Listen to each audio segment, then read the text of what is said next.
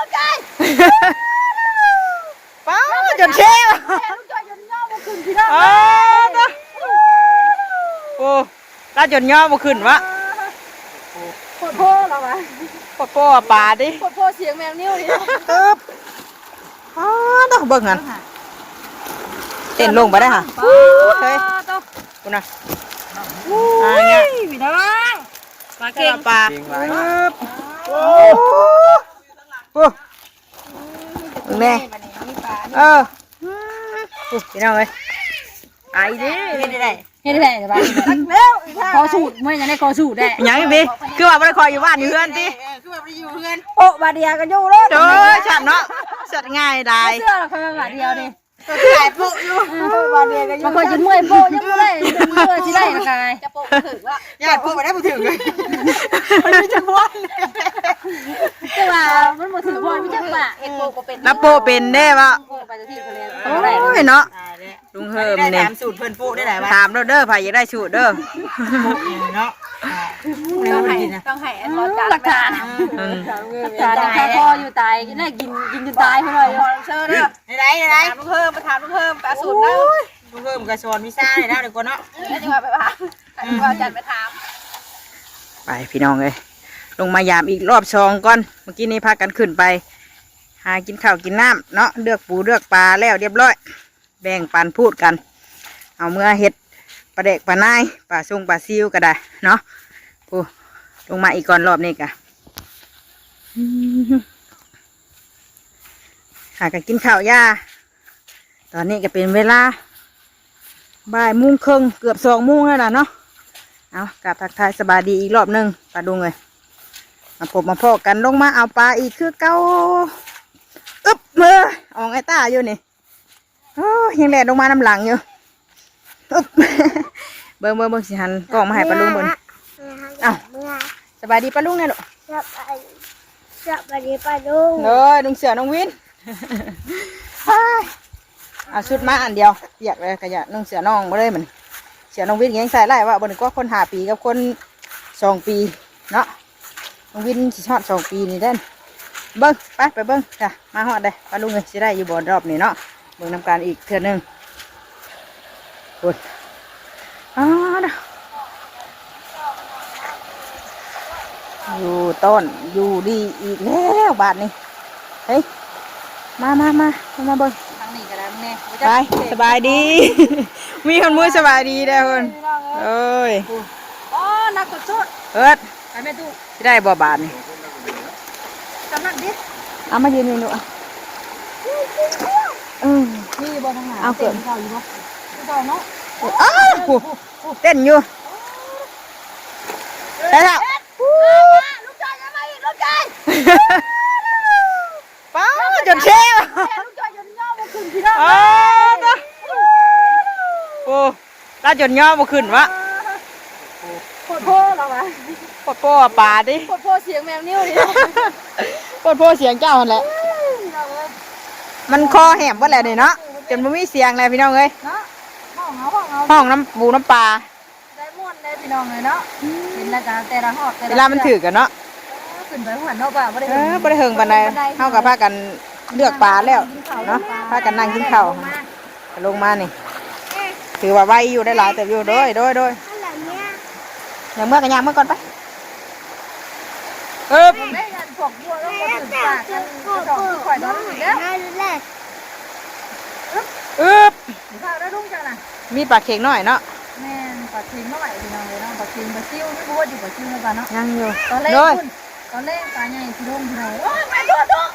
ปลาน่ะคือเต้นคือตำมันปลากระตากนะ พาก่อนลูกพาแม่ก่อน โอ้แม่กู เต้นขามหัวพุ่นนะ ฮะ เนาะขามจุดๆจะพาไปฮัมฝนลงมาอีกเลย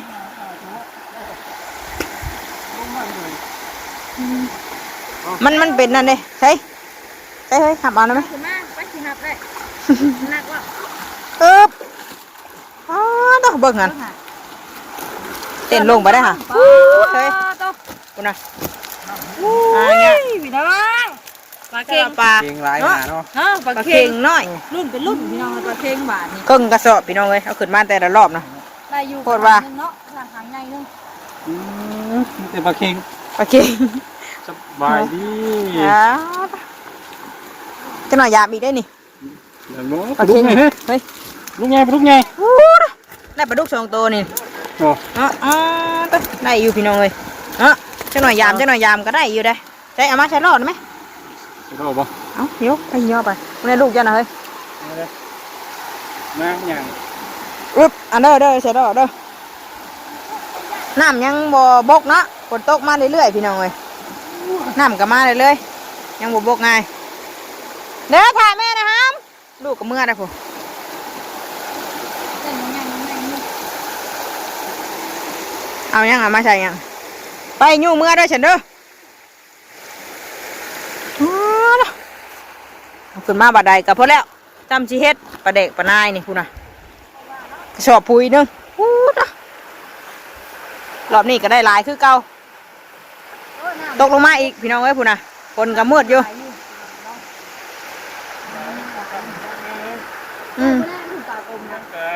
มือแดงถามมาเอาอีกด้วย ปลาโกงแมลงอ่ะ เอามาเลยเด้อเมื่อเอาลูกก่อนแต่ไอ้ตาแดนเมื่อก่อนเนี่ยพี่น้องเอ้ยเมื่อลูกก่อนมาเนี่ยโอ้โห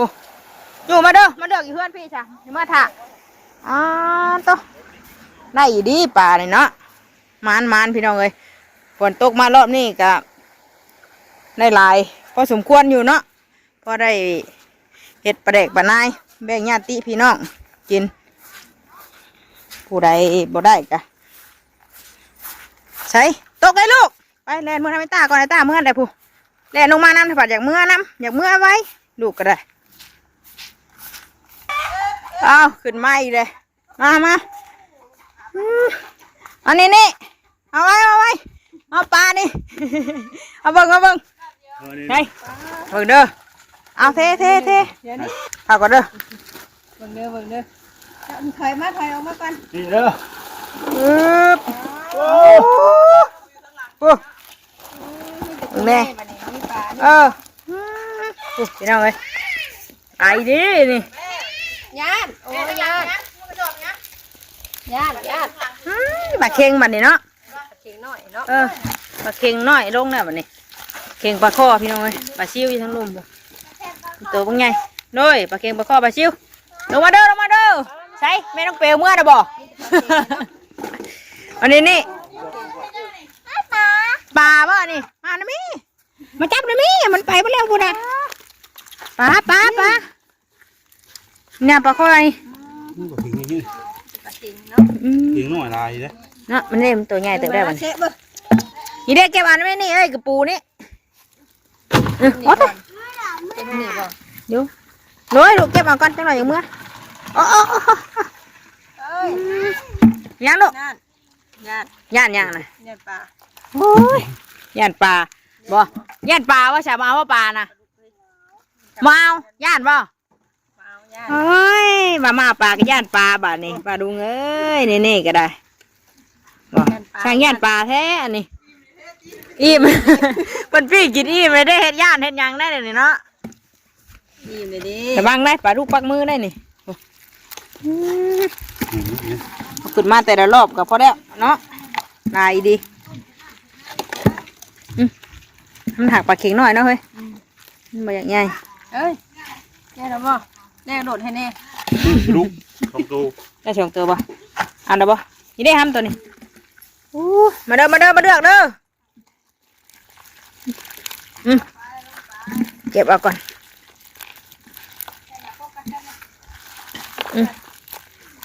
โอ้ตา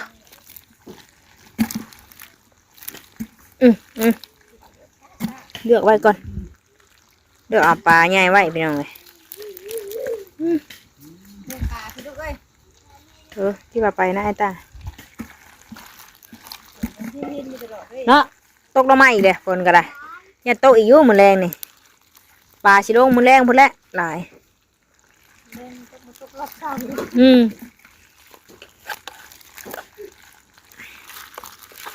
ใช่ถ้วยเลยเอาถ้วยมาตักตัก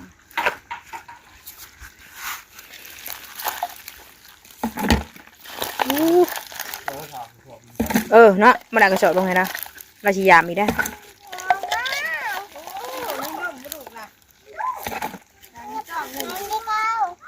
เอานะมิจับบอลนะมิ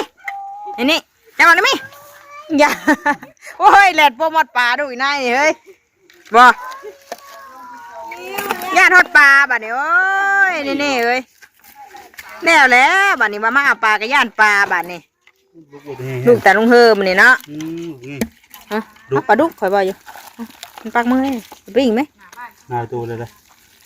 มันเริ่มลงเลยเนาะมีปลาดุกแล้วมัน ปลาดุกมีปลาดุกตามตัวที่ตัว โอ้มาแท้รอบนี่หรือว่ารวมแต่เช้านี่บ่ หมดแล้วไป สวัสดีปลาลงมาอีกแล้ว เอาปลาบนมือติ เบิดมือ ตักใช่กด ปิ้งตัวนี้มันยังมีกับเบิด เอามาอยู่ปิ้งไหม ตามตัว เอาท่านใช่ไหมครับใช่น่ะคือใช้เกลือน่ะ คือผู้ชายเกลือเท่าบุก เกลือเอาขึ้นไปเลย โอ้ เอ้ ย ยอันเจ้าเอาถ้วยเกลือลงมาให้แน่ เอาเลิกกระสอบให้เราก่อน เราอยากถ่ากระสอบได้ค่ะ ถ้วยเกลือแล้วขึ้นแล้วมี เพิ่นถ่ายยามอีกอยู่เนาะอันนี้ไงยามเธอหนึ่ง อันนี้เดินปลาคอกั้งเลย โอ้เด้อไปเด้อแม่มึงมากิน เลย เอาดินตัก ตักปลาเก่งเข้ามา ตักปลาเค็มปลาข้อได้เลือกไว้ห้ามปลาคิ้วนะ ป ห้าม ลา จะเลื มี อก แต่ประมาณนี้เนาะปลาคอ ได้เป็นทางเป็นทางมาค้างไว้นะ พูดตรงกันก็ยังไม่ได้อยู่เหรอบ่กันลงไปเอาซองสำรอกกันยัง มึงนี่พูดน้ำมูติ กันเริ่มมาอยากอยู่แล้วอันนี้ เริ่มสิเมื่อได้บ่ เริ่มสิเมื่อนะ ขอไปอยากแบ่งพูดนะแบ่งเดี๋ยวมันสิปล่อยไปเบิดอีกนะเจ้าน่ะ บ่คอยกับมีเองค้างไว้เลยวันนี้ มีเดี๋ยวบ่ มีเดี๋ยวค้างไว้เองครับ แบ่งเอาพูดใช่ป่ะนี่คำนี้เองเนี่ยเอาเพิ่นเอาปลามื้อนั้นโดยังเหลือปลา3ตัว โว้ยเบิดแล้ว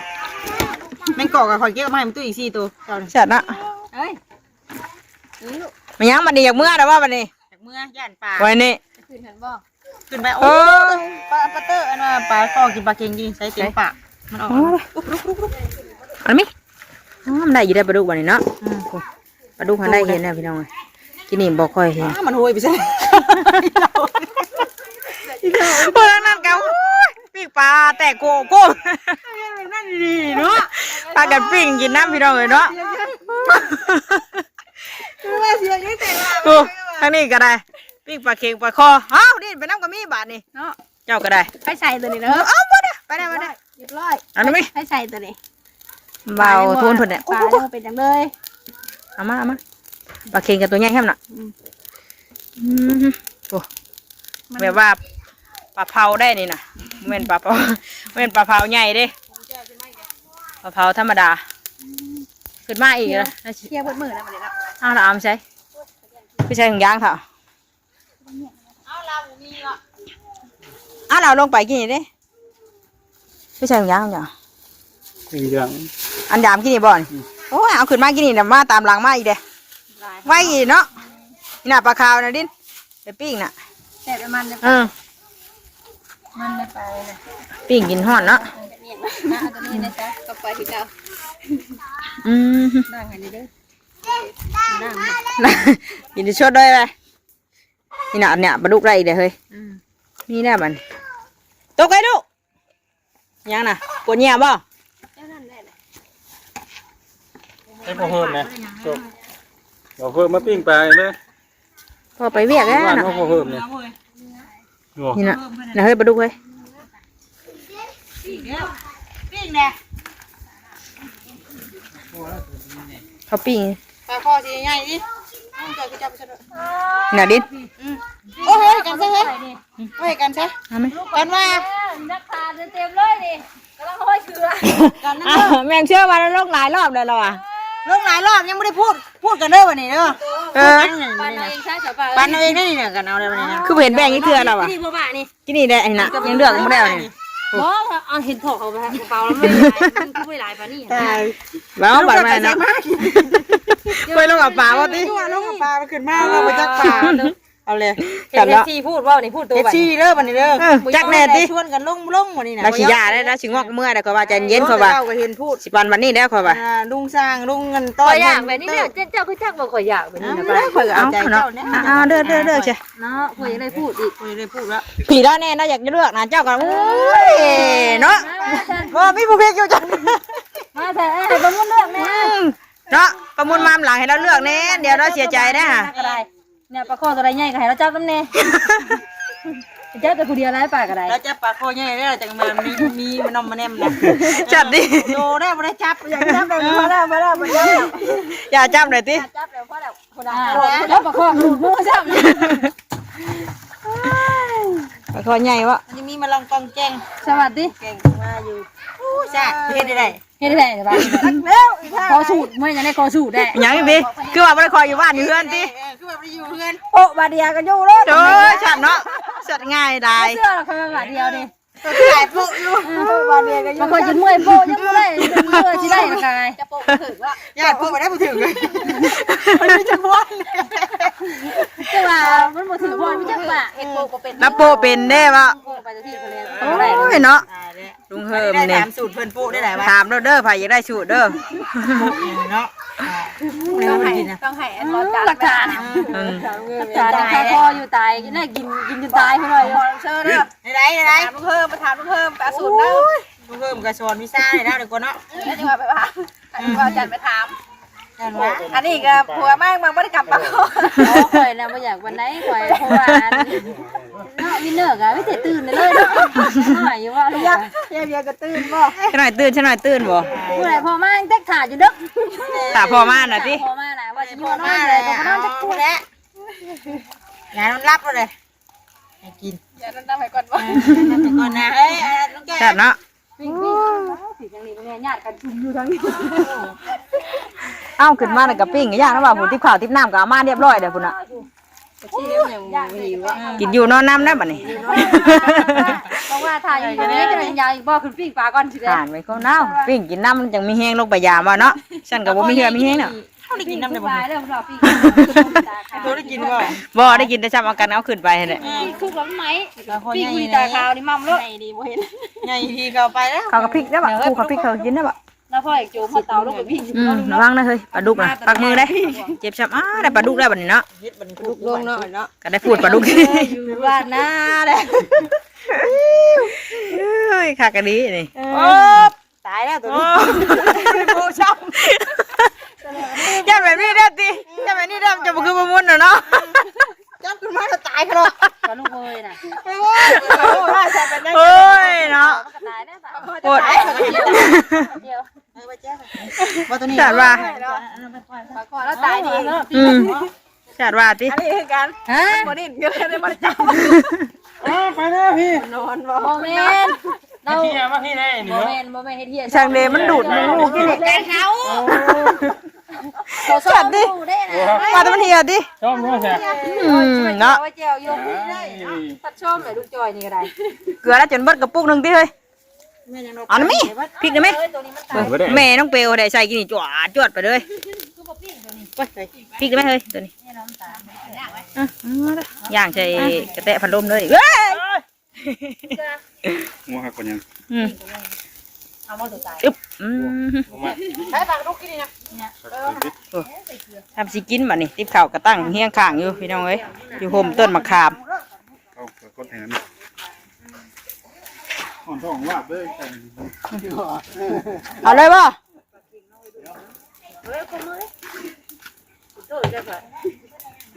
ที่โบนมากครับก็คือเนาะเอานี่นะ จะหักต้นไป กดเลยกด ไปเจ้าในนี้บ่ ไม่ต้องไงมันเต็ม คนไหนทำได้ เอาตอนนี้ว่าเอา ทำงานก็เรื่องของกูอะไรทำเพลงเลย บัดกูเฮ็ดเวียกวิไผเห็นดิ อันนั้นพูดป้าได้แล้วนะเฮงจักพูดป้าแล้วเฮงจักเลยให้มาถามอันกูแล้ว เมนวินถือเอาทงปลาพายไปตู้อีกแล้วจัก ถกปลาให้ประมุนกับมันแม่น้องเบลนะ เกี่ยวกันมันอยู่ที่ จะได้ไปตื้อกับถกปลามาใช่ป่ะ เฮ้ยตัวนี้เฮ้ย แม่ฟังเกี่ยวหรือเปล่านี่นะ ไก่เฮ้ยไก่ไปแม่ไก่ตอดถกปลาเจ้าเร็ว บอกให้เขาว่าดิ้วไรให้ เอาเมื่อปล่อยเมื่อครั้งเมื่อยังในกู เอามันคุ้มก่อนแล้วว่ะ มันเมือนกับไม่ได้มา มาได้บัดได้บัดยาด้วยนะติเพื่อสิเมื่อเนาะเพื่อสิมาบ่ อยู่วัดกู เนาะที่นี่ยังมีเนาะ เริ่มแล้วเฮ้ยเริ่มปลาดุกสิลงแล้วบัดนี้เนาะกินนี่บ่ได้มีปลาดุก โอ้ขันจับอีกได้เลย โอ้ตัวกระจับหันได้ นั่ ตั ง ว มือเลยนั่ง ตัว มื ชิ อ ล่างมือยังน่ะ มันมืดแล้วบัดนี้ติ ชุกกิน ได้กำแต่ปลาข้อได้เท่าเอ้ย กินดูแล้วต้องล้างมือ โอ้ปลาเค็งเอาตัวใหญ่มันน่ะมันยาก ปลาเก่งกระแซ่บอยู่ไหน ปลาเก่งมันพวงมาตามบัดนี่ เค็ง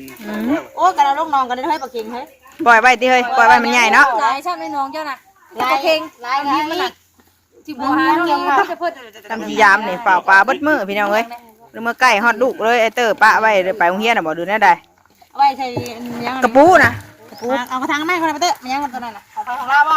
ต้องบริมีเด้ประมุนตัว บัดปล่อยติปล่อยไว้ให้มันใหญ่เลยเนาะบัดเกี่ยวข้าวเอิ้นมา อื่นมาดิ เกี่ยวข้าวซอยได้กินปลาได้ฮะยามมันเบิดอ่ะฮะ หมูกับเกี่ยวเขาก็ได้เอาจังตึกวะ มีจะมาช่วงเที่ยงช่วงบ่ายอย่างนี้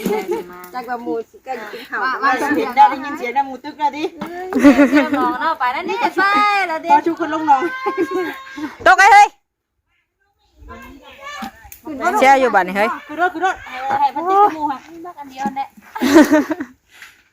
เดี๋ยวอุ่นสารวัตรนั่นแหละ เนาะฉันดังอยู่กับสารวัตร นางเรียงนี่ กึ่งกระทังปลาข้อปลาเค็งนี่เนาะ หมอนี่ย่านหมอเอ้ยย่านน้องมื้อนี้ก็ วินเต่าจะได้น้ำเบื่อแห้งได้วินย่านวิน แล้วฮอดบ่ขึ้นมื้อนี้ลง เอ้ย มา เนี่ยหยุนย่านว่าสิขึ้นดินน้ำกะ อ้าวหาปลาคอนี่ไงบ่ค่อยจับปลาแล้วอ้าว จับมื้อนี้เป็นอะไรปลาคอ จับ นี่ เลยแม่ โอ้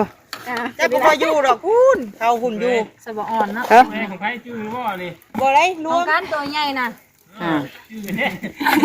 โอ้ย ไหนเราเนี่ยเราได้น้อยมาแต่หึงเลย เนาะแล้วพ่ออะไรของใหญ่เลย ท่านเนาะ โอ้ย แล้วจับเบิ่งแน่ ปลาคอนี่มันบืนได้เนาะเฮ้ยเนาะน้ำนองนี่ บืนไปแน่ปลาน่ะ ตายยังกระบืนกันเลย เอามาได้ไหมเอาถ้วยไม่ใช่ไหมจานไม่ใช่ไหมเฮ้ย ไป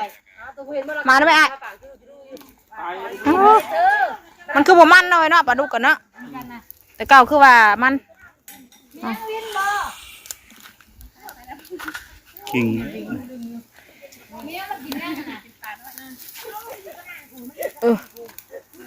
แชวอยู่เนาะเจ้ามันยา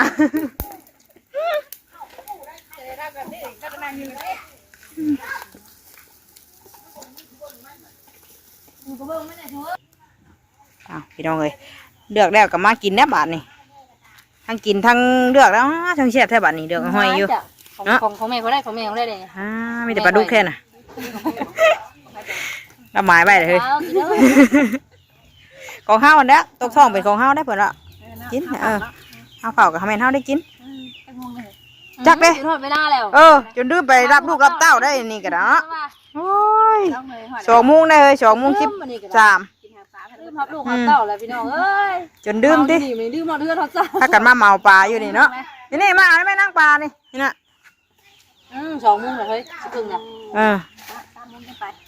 3 โมง ยังมันสิฟ้าวติ ไหนก็ยัง3 โมงอยู่ เพื่อออกจากบ้านได้เพื่อบิดบ้านได้ ได้ลูกบ่ได้แล้ว โอ้ยเนาะมาทั้งหมูทั้งหมา มาครบนะมันก็จะมาบ่เดี๋ยวนะโซกเพ่แล้วอยู่บ่เฮ้ยน่ะ ฮันฝนตกบ่อนคือเสียหลังจน เอ้ย